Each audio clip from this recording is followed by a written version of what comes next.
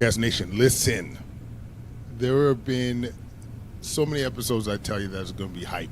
But this one today, I got to say, I've been looking forward to for a long time. And a bit selfishly, because I am talking to Dr. Christina Shenvi, who is not only an emerged doc, works in geriatrics, but is a coach, podcaster, and is amazing at making you more productive with your time, making your life more efficient. And I heard her speak to our group at the University of Ottawa, and I immediately looked her up on LinkedIn. I'm like, you got to jump on the show, young lady. So welcome to the podcast.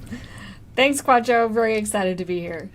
Absolutely, absolutely. So how did it start for you? Like, I know you got obviously a career in medicine, but this other path, like there has to be a backstory here in terms of what led you to coaching and thinking about how to make the most out of your time. It came about for a few reasons. One is, as you mentioned, I wear a lot of hats. And I also have 4 kids, and I've done research, and I've been an educator. I hold different leadership positions. And I wanted to be able to do all the things that I love. And realized pretty quickly that you have to make difficult choices, that you can't do it all, or at least not all at once. And so I, for the last 15, 20 years, have been working on myself, reading as much as I can, getting into how can we do things that matter and do them in an efficient way. And then how I got more formally into teaching about it is for many years I was coaching as part of my job, coaching medical students on how to be successful. And students who would be struggling academically, I would meet with them, coach them. And I realized a lot of that came down to how they use their time, whether they're procrastinating on studying or intentionally not putting in their full effort to protect themselves in case they fail. And so I started getting interested in the psychology of time management and realized that how we manage our time is really more about how we manage our own minds. And started reading the primary literature on procrastination and different strategies to overcome the ways that we sabotage ourselves. And then really my life was also changed through coaching. So I pursued coaching training to then start to coach other people. And specifically my niche is time management, career success, but now more broadly, team coaching and couples coaching. But it really comes out of just a passion and a hunger to do more with our lives and to use the brief time that we have on earth in a meaningful way. Wow. Like I said, Christina, you're very much so speaking my language. The idea that you want to be the best parent, you want to be able to be a clinician, you want to educate, you want to contribute academically, whether that's through research or other means. That's a lot of hats. And just out of curiosity, have you always been the multi-hat person? Did this develop as you grew up? Or like if I asked your parents, what was Christina like as a kid or as a student, what would they say? I think I've always been the, high achieving multi-hat type of person, but over the arc of my personal career, I would say especially early on, I wore a whole lot of hats. And now, and I think about it like planting seeds. At the start of my career, I planted a lot of seeds, and I wasn't always sure which ones would grow successfully. And then now more mid-career, I'm more in a pruning stage where I've been pruning away things, taking off hats, if we want to mix our metaphors, that maybe aren't as high yield or aren't really aligned with what I want to be doing. And so, where you are in your career, or maybe if you make a transition, you go from private practice back to academics or vice versa, that's a time when it might be the season of planting again for you versus then pruning away. I find that super interesting because I've done the multiple seeds are called spaghetti at the wall and see what sticks kind of thing. Mm-hmm. But I must say I find it, maybe because I'm mid-career too, I find it quite exhausting. It's like one of those things now I'm at a stage where I am trying to be way more focused and not so distracted. And so it's interesting to hear I mean, it sounds like you've had a similar experience, but you've actually found things that have stuck quite well and really got to shine in that environment. Yes, the things that I find have stuck are really the ones that meet the core of my skills, what I care about, and what is making a difference, and ideally what I can be paid for.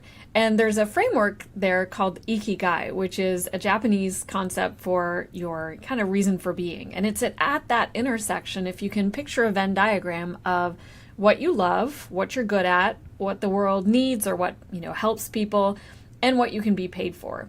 And over time, I've really tried to narrow and focus into things that have overlap with at least 3 or even all 4 circles. And I use that framework when there's a new opportunity, and I will look at it and I'll look at the physical Venn diagram and say, all right, would I love this? Is it important? Is it going to make a difference? Am I good at this? And, being good at it, oftentimes you don't have to be good at it at the start, but is this really something I should be doing?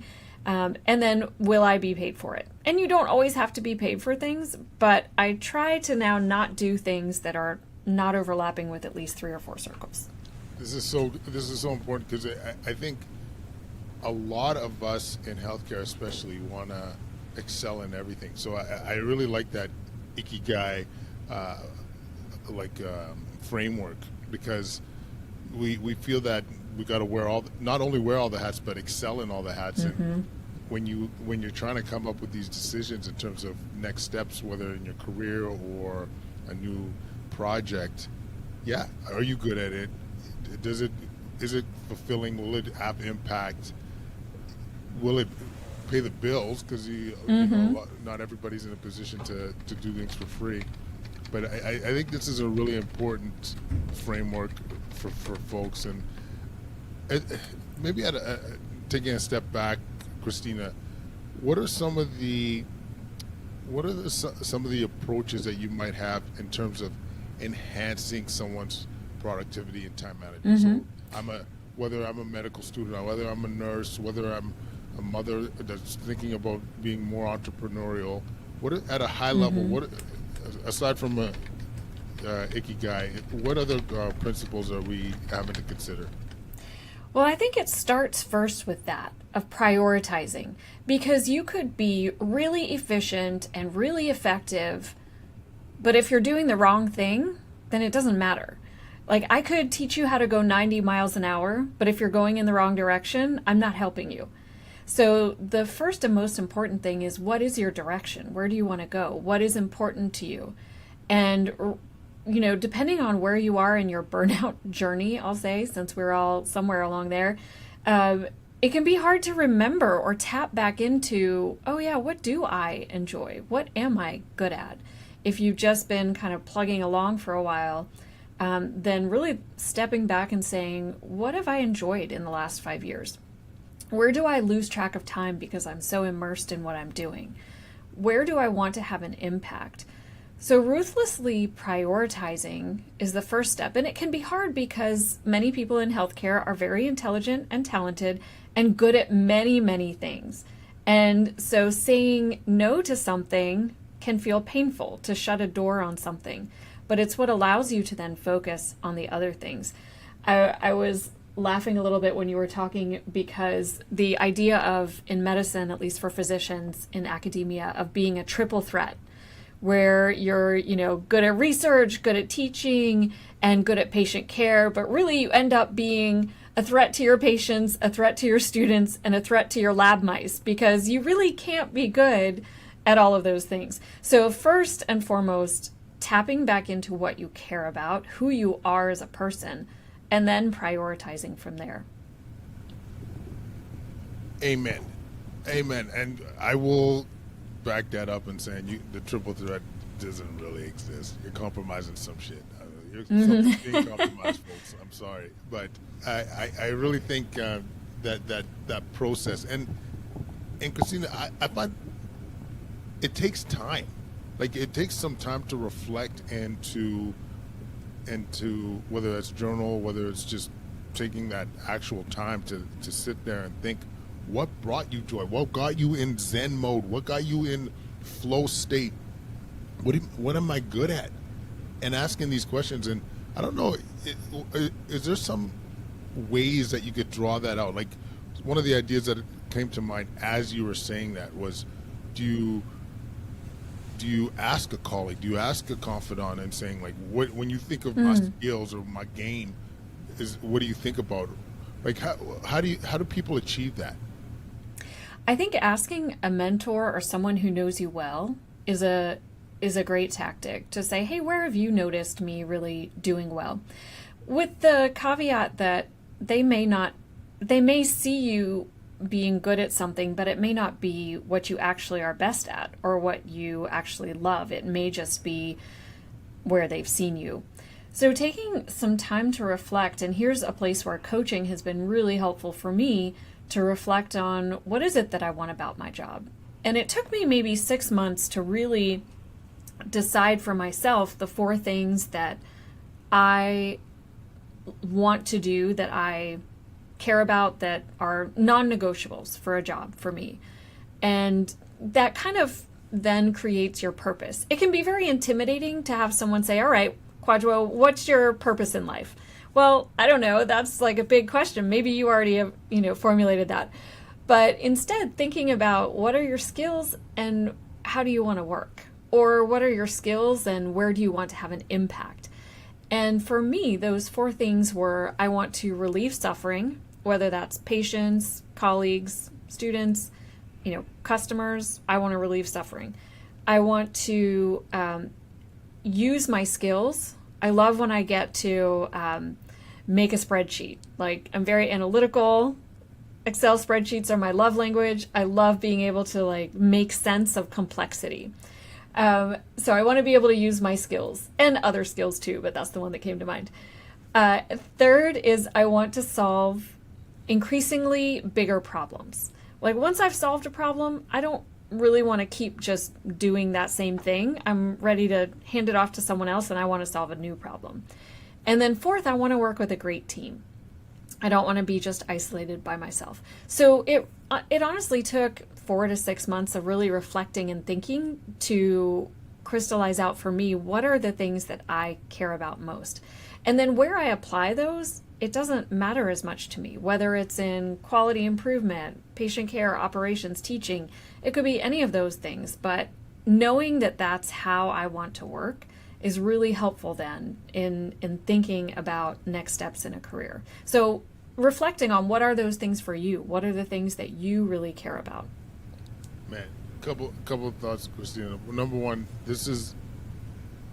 I actually think this process is a antidote to burnout. Like, to go through that process and define your purpose and your why and what pushes you, I think is huge. And we can't do it passively. We got to do it actively. Whether it's with a coach, whether it's with a confidant, I don't know. But in my humble opinion, we got to think. This is a real good way of reducing burnout in our careers. Second, I can't stop thinking about this, the term, like, using your love language of an Excel spreadsheet. I've seen your husband bringing in an Excel or like a computer, you know what I'm saying? Like, something, hey, mommy, we got my Excel spreadsheet. I know, that makes me giggle. But I like the framework here, because it's, when you realize what's important to you, the way it manifests doesn't have to be specific. And I think, especially a lot of us in healthcare, we have this specific goal. It's got to be, I got to be in an academic center with at least 3 or 4 fellows in my department, and all these kind of boxes to tick. But if we kind of approach things at a higher level and say, hey, I want to be relieving suffering. I want to be able to flex my skills, my Excel sheet skills. I want to be able to problem solve. Like, I must say, this really, it resonates with me, and it also resonates with me because this really truly aligns with some of my goals too, as a ICU doc and palliative care doc, and somebody that was always trying to well, I mean, the show's called Solving Healthcare, yo. Like it's it really aligns well. But I really, yeah, Christina, I think this is really helpful for folks. One of the things too that comes up a lot of times with this prioritizing stage is people are often doing things not for I won't say the Yes. right motivation, it's not right or wrong, but people are doing things for motivations that don't actually serve them. So, for example, people will often come to me for coaching on time management when they just have too much on their plate. And, you look at their schedule and they've got 28 hours worth of stuff that they're trying to pack into every 24 hours day. And it's not that they're bad at time management, it's that they have said yes to so many things out of a need to prove themselves, out of a need to, stick it to the people who said they'd never make it, or out of a need to, they need to stay busy in order to feel that they have value. And so starting to prioritize can really tap into some of those very deep, sometimes hurts or shames or fears. And it can also be very freeing once you say, you know what, you don't have to do this. You can say no to that. You can take yourself off that thing. You can free up that time. And there can just be immense healing and freedom coming from that process. Oh my God. Yes. All of this, the power of no, like, and to shed. Like my wife and I were just talking. I think it was Cal Newport. He just had a podcast interview with. It's going to escape me. Anyways, but talking about how we just need to slow down and shed, and how freeing that could be. And I got to say, as somebody that has a lot on the plate, that's been the mantra in 2024 is free up that bandwidth, and it's been absolutely luscious. It's been every day where you have that full calendar. I had one of those days yesterday, and I keep telling myself, why am I doing this? And then you have the next day, another day where it's been absolutely freeing. It's like you have those slots where you get to be creative and think and just digest, and it's so beautiful. And this that's a question that I was going to ask later on, Christina, but we're here. Like, how do you let go of stuff? How do you say no to, as a you're young in your career, everyone wants a piece of you. You want to be able to prioritize and stay focused, but you also don't want to piss off people that could influence your career path. So any strategies on how you can say no? Well, I think you do need to be strategic here. So you're right. People say no is a complete sentence, but no is not a very polite sentence in and of itself. And sometimes you do decide to be strategic, to say yes to things that maybe you don't love wholeheartedly, but it may be a stepping stone for you. I think having a mentor or coaching or somebody that you can, a wayfinder, somebody who you can bounce ideas off of and say, does this sound right? Does this sound like it will be good? And avoiding the reflex yes, excuse me. So when somebody asks you to do something, our reflex is to say yes because we want to please them. And instead, always saying, let me think about this and get back to you in 24 hours.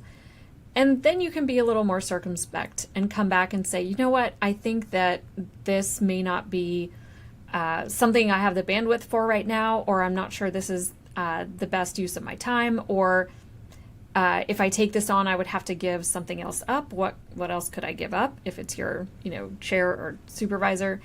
But finding some polite way to say no, and also using no's as a chance to sponsor someone else. Somebody else, that might be a perfect position for them. You might hate it, but, Joe down the hall might love that position. So you could sponsor Joe for it, even at the same time that you're saying no. Truth.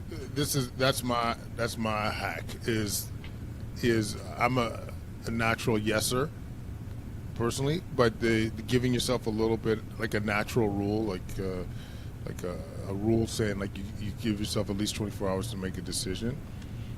I think it's rare you're going to regret that.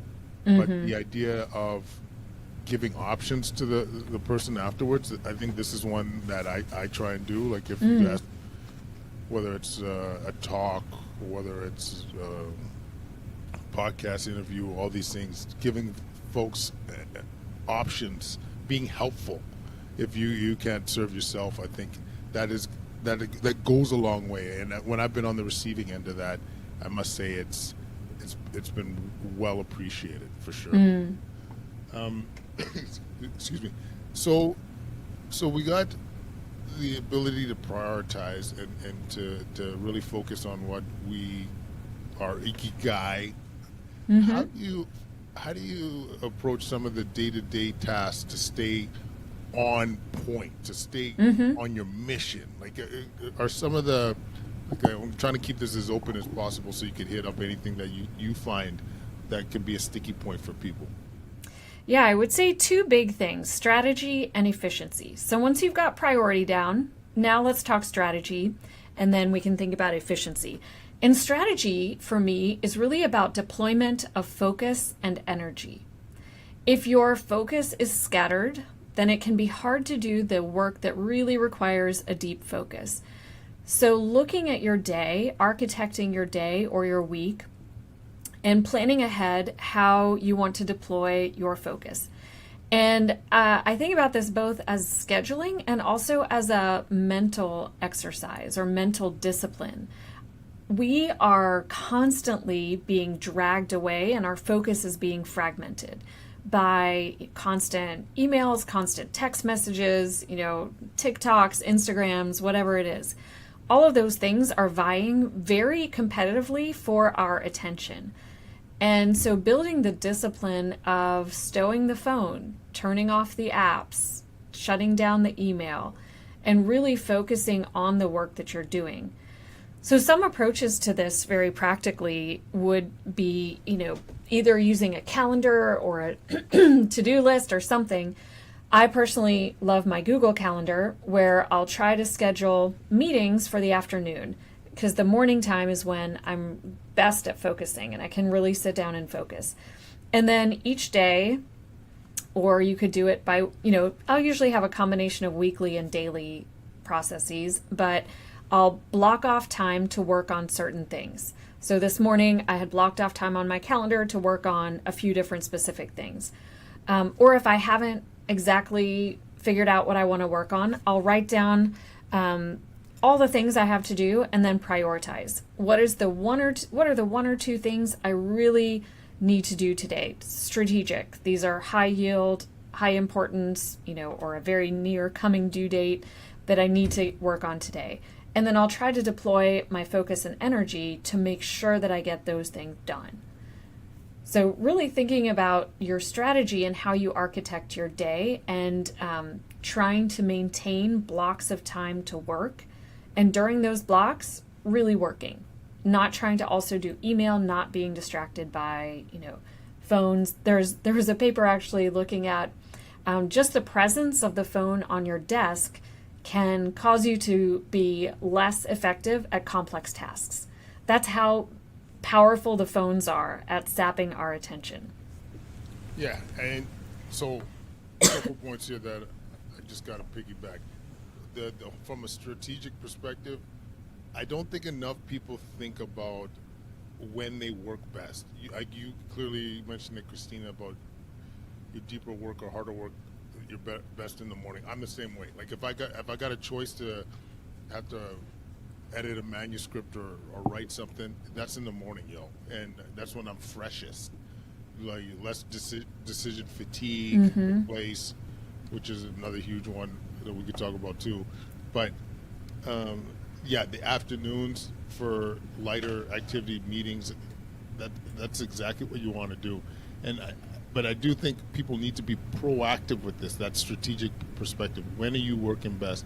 And I don't know if you also have a practice of like reviewing how it went. Like I like to try and do I put it in my calendar, week in review. I rarely do it, but the one I'm more religious about is monthly or yearly review to see how things have gone and whether I need to pivot some of that strategy.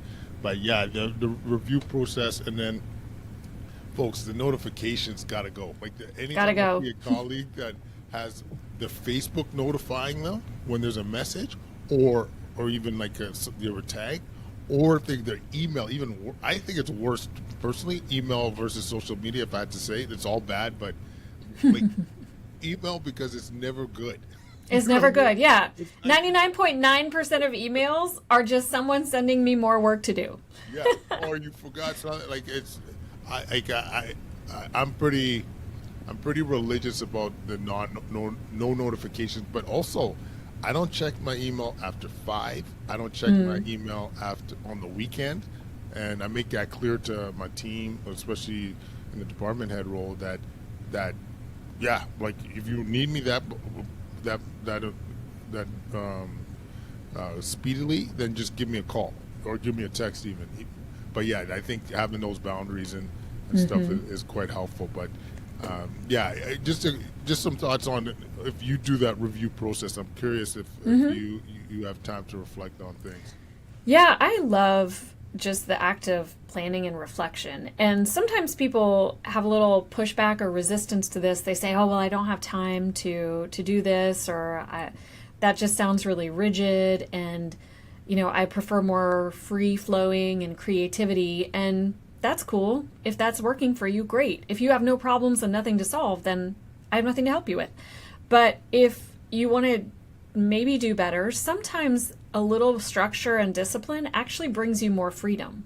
Because then you can know, okay, I'm free during this time, or I can really focus during this time without that nagging sense of, oh, I'm forgetting something. But in terms of reflection, yes, I love doing a bigger start of the year or end of the year reflection and setting some just personal goals, not usually related to productivity or, I want to publish 3 papers or something, but more about how do I want to work? How do I want to feel? How do I want to think? That's more my annual reflection. In terms of just looking at my weeks, I don't have a, Monday morning or Friday afternoon specific planning session. I'm constantly looking at my week and my calendar and fitting things in. I think about it like a moving mosaic. Things are constantly moving, new things might come up, and so you have to have buffer space to move the other things into, but constantly keeping that open and planning. But then I do like at the end of the day, if I'm walking to my car or shutting down my computer, to just reflect on, okay, how was my focus and energy today? Not from a place of judgment, because we never shame ourselves effectively into working better. It might work in the short term, but it's not a good motivator in the long term. So approaching it and saying, how did I do today? Sometimes I'm like, oh yeah, that was a good focus day. I got a lot of things done. I worked on the right things, right? My priorities were right. My strategy was right. And I was efficient. That was a good day. Or sometimes I think, you know what? As soon as I had to pick up my phone to do the Duo mobile login, where you have to, duo push, then I got distracted on Facebook. And then my focus was shot.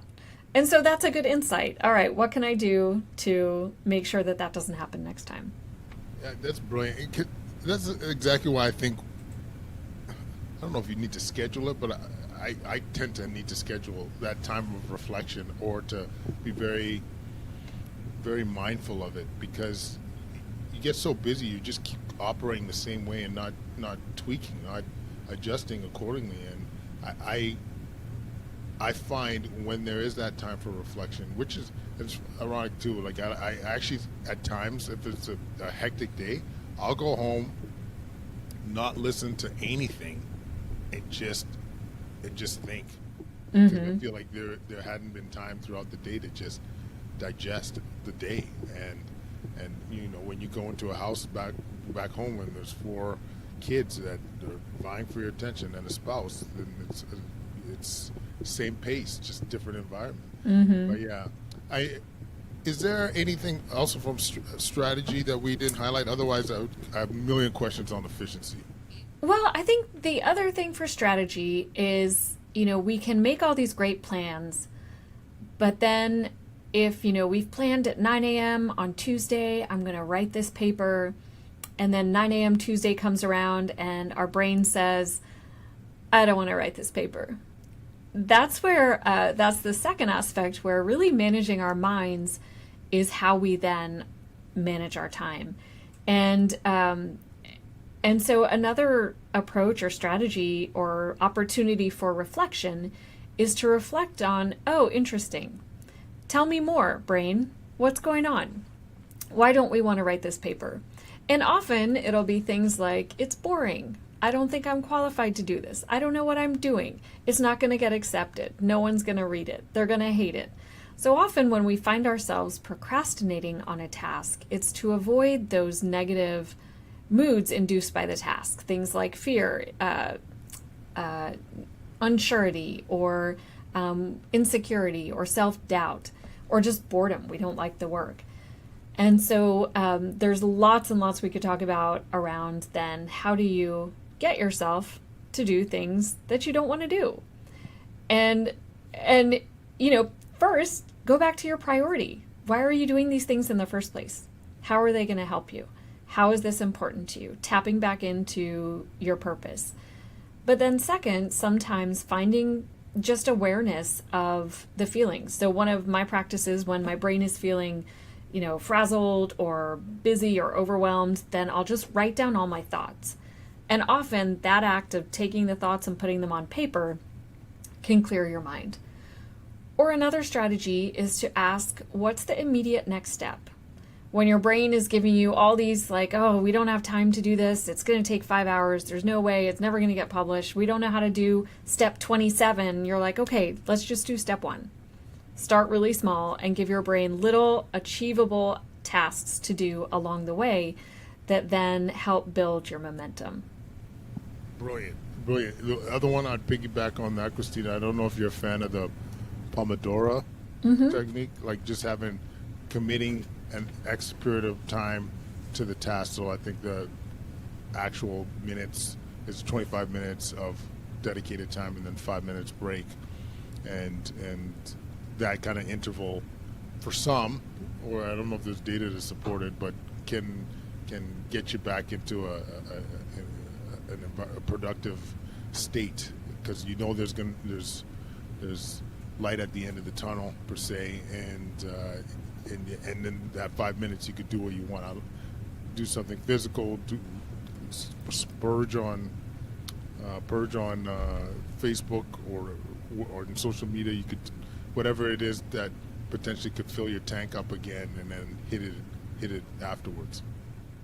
Yes, the Pomodoro method works really well for a lot of people, and a fun idea I'm just trying to experiment with is doing something physical during breaks. That's what if you want to make 5 minutes feel real long, do a plank or do some push-ups or do something active that gets your blood flowing and then jump back into the work. Yeah, so I mean, we're just getting to know each other, but like another area I cover a lot is like the health and wellness, the physical side, the nutrition and the exercise components. And yeah, this is one I preach. I say during that 5 minute interval, hey, put a kettlebell in, do your kettlebell swings, do your push-ups, do some burpees. Don't have to do it for your whole 5 minutes, but it's a good way of adding that. What's the term? It's exercise snacks. That way, boost your physical activity at the same time, clear your mind, and so I feel like that one's a clear W. I like it. Nice. So, if there is anything else that comes to mind with strategy, efficiency. This is where I spent a lot of time thinking about ways of improving efficiency. So I'm wondering if there's ones that either at a personal level or when you coach that come to mind for improving folks' efficiency. I think this is one where we can experiment a lot and see what works for you. And I'm curious to hear what you love to do also. The way I think about efficiency is if you have an hour's worth of work and you can do it in 45 minutes, then in the course of an 8-hour day, you saved 2 hours. So it doesn't have to be huge changes, but even just saving 15 minutes out of every 60, 2 extra hours. That's the difference between getting home on time or getting home late or having time to go to the gym or completing a whole other project. So for personal work, in thinking about efficiency, like first go back to priority. Are we doing the right things? Are we doing them in the right way? But then once you have that task, how can you make it efficient for yourself? Well, one thing is you need to have all the materials readily accessible. So if your file system is a mess, I call that poor digital hygiene. You need to have an organized file system so that when you're trying to write that paper, you don't have to spend 20 minutes searching for the data. You've got that all organized. Your file structure, your file naming system is consistent. Personally, I name all my files and my email folders by year, dash month, dash day.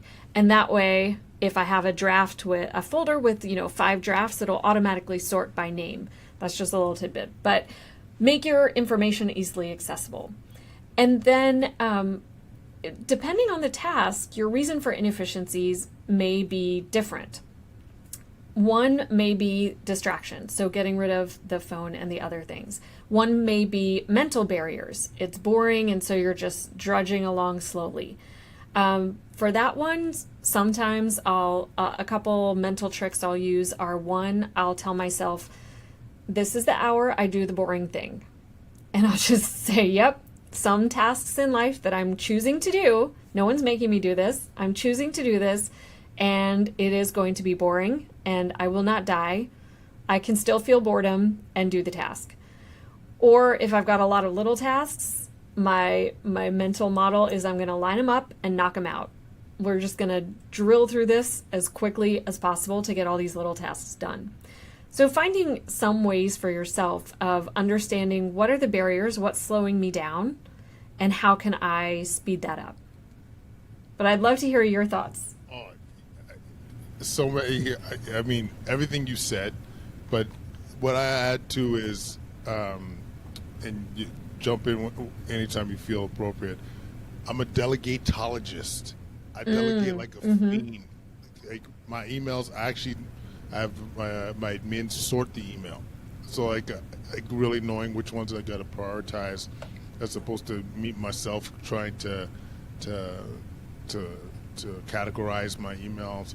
I delegate that one off. I have virtual assistants. Any booking, like whether it's a podcast, whether it's vacation, even. I'm sorry, Kathy. Maybe you didn't know that. Maybe even some of your gifts. I'm good. That's why I call her my first wife. But yeah, like I delegate as much as possible. And research-wise, like even when it comes to my research team, I have not submitted a journal in, I want to say, an article to a journal in 10 years. That was one of the most important moves in my career, was having that freedom to delegate and to get help and eliminate those barriers, those sticky points, so I could focus on the stuff that I have to do. In fact, for those that are listening, I put a numerical value on my time, and when appropriate, if I could delegate that off and it's going to be less than my time, see you later. I do not. I mean, you're in North Carolina, so you're probably not shoveling snow. Like I don't shovel my snow. I don't mow my grass. All that stuff is delegated off, and it gives me more time to focus on my why, on my mission. The other thing that is important from a efficiency perspective is automate as much as you can. Just whatever you can do where you're not wasting bandwidth, you're not wasting like decision power. I automate it, and you create. The other one is create rules for yourself so that you do have more space. I don't eat till noon, right? That's just an easy rule for me, and that way I don't have to. When someone is coming to me and saying, "Hey, do you want to have something to eat at 11 or for breakfast?" and like I'm not wasting bandwidth saying, "Oh yeah, okay, I will have breakfast, but what should it be? Higher protein? Should I have these eggs?" All these things. Like it's just my rule. So it saves bandwidth. Having systems in place, which kind of ties into automation for efficiency, and then 80-20ing everything. Always having that 80-20 mindset, the Pareto's principle. What are the key measures that are going to give me the biggest output? So I do that. One of maybe the easiest example to give is like with my exercise. I will work out on an ICU week. It will be a 10 to maybe 15 minutes max workout, but because it's high intensity, I'm getting to my goals, and because you could focus on the exercise, for example, the compound lifts that are going to give you the biggest bang for your buck. So always thinking about 80-20. Is this answering this email, is that going to be 80-20 right now? Like, no, it's not going to be 80-20, but maybe sending that email about presenting at this conference where all these key members are going to be that are trying to innovate and do some great things in healthcare. Maybe that's the 80-20 of my time right now. So always thinking about impact, the next step that's going to create the biggest impact. To me, that's another one that is huge when it comes to efficiency. I love those. Automate, delegate, have rules for yourself. A few of my favorite automated or ways to make it easy for yourself are, one, my husband and I are extremely disciplined about our shared calendar. So if he's going to do something, he has to put it on the calendar. Otherwise, if he says, oh, I'm leaving now for my thing and it's not on the calendar, that's an issue. So, and I put all my shifts, all my meetings, everything on the shared calendar so we have full transparency and we know who's doing what. The other one that I love is an app or a program called Calendly.com, which is a way to schedule, because I have a lot of people. At one point in my career, I was scheduling 15 to 20 one-on-one meetings a week. And you can imagine if each one of those you have to email and say, well, I could do Thursday at 2. Oh, no, I can't do that. How about 4? Oh, no, I have a shift. How about, Friday? Oh, that just gets so exhausting. So Calendly, I put in what hours are my meeting times. I usually try to pick afternoons, but put some mornings for people who can't do afternoons. And then whenever somebody wants to meet with me, I can send them that link and they can sign up, and it populates both our calendars with my Zoom link. The other one I love is a Chrome extension called Magical Text Expander. And if you use medical records like Epic and there are dot phrases, the text expander allows you to make dot phrases for your life. So anything that I'm typing more than 2 or 3 times, I will make a dot phrase for. My address, my email sign off, or a whole email. If you email and say, I'd like to meet with you about this, I will reply in my email, .meeting, and it will populate an entire email that says, thanks for reaching out about this. I would love to meet with you. Here's my scheduling link. Feel free to pick a time that works for you. Can't wait to talk soon. So all of that, because I found myself typing it over and over, will just be automatically populated. So I love the idea of automation, delegation, working with systems that will work for you. Oh man, you just give me a little bit of inspiration too. The magical text expander, because I do that on my iOS, like I do it on my phone. Like I don't do it while I type. And the other one, in terms of efficiency, I type like a dinosaur.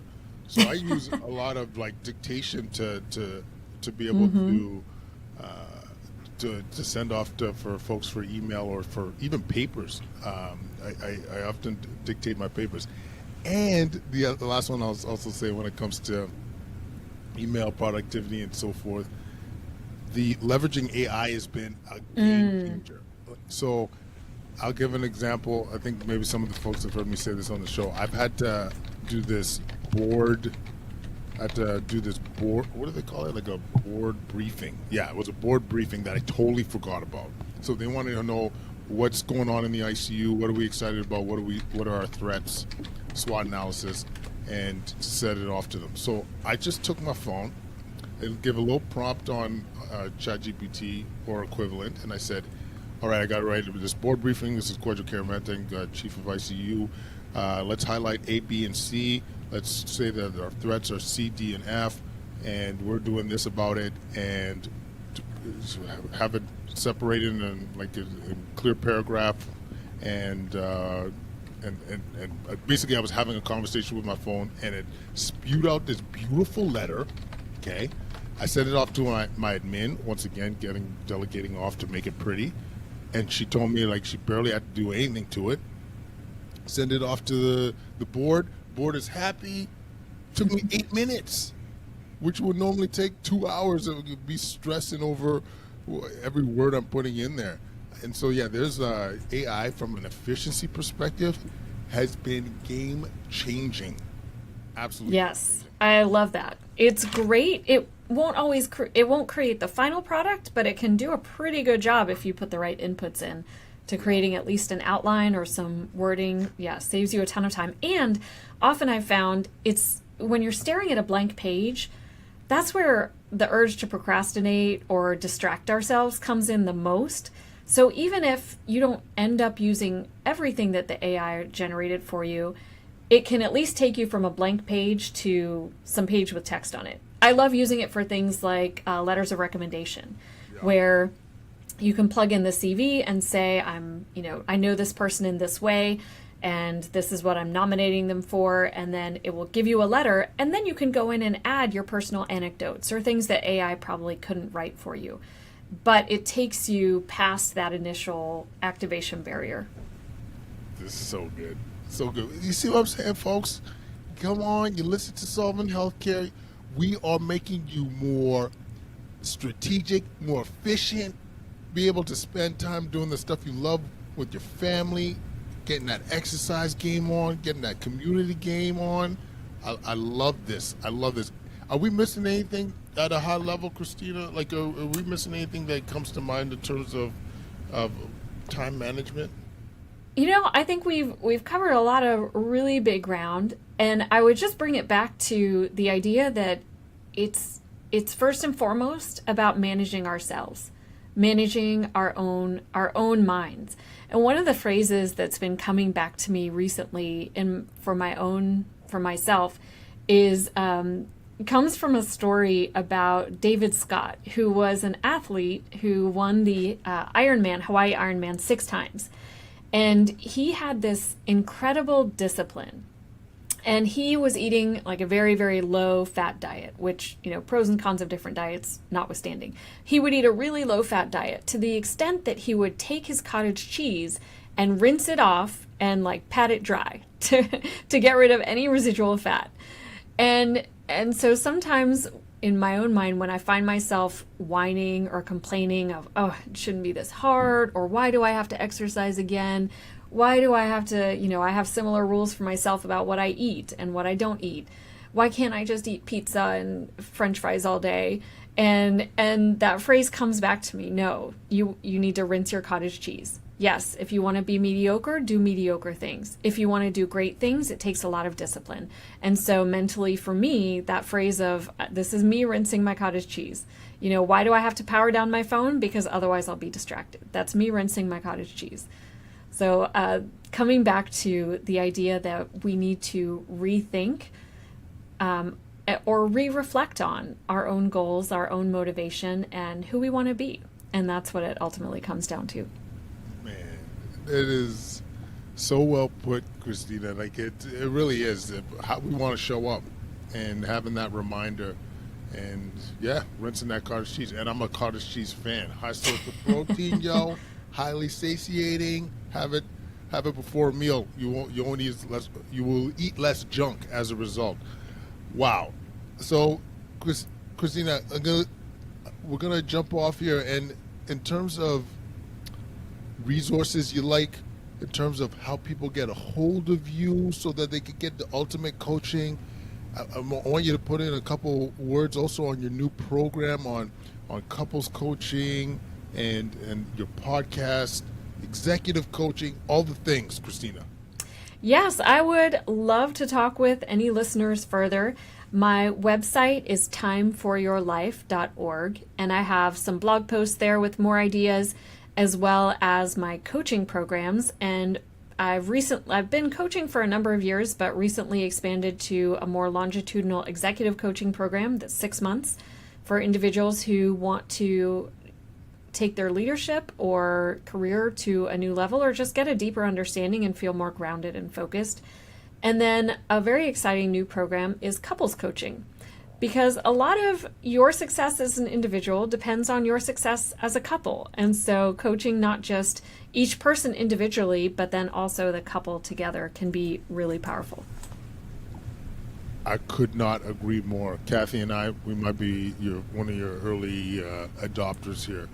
But thank you so much, Christina. This has been an absolute joy for me. I feel, once again, I get my metaphors mixed up. Two peas in the same pot, or two frogs in the same ocean. There you go. But thank you so much for joining us, and keep doing all the magical things that you're doing. You're making a huge difference out there. Thanks, Quadro. It's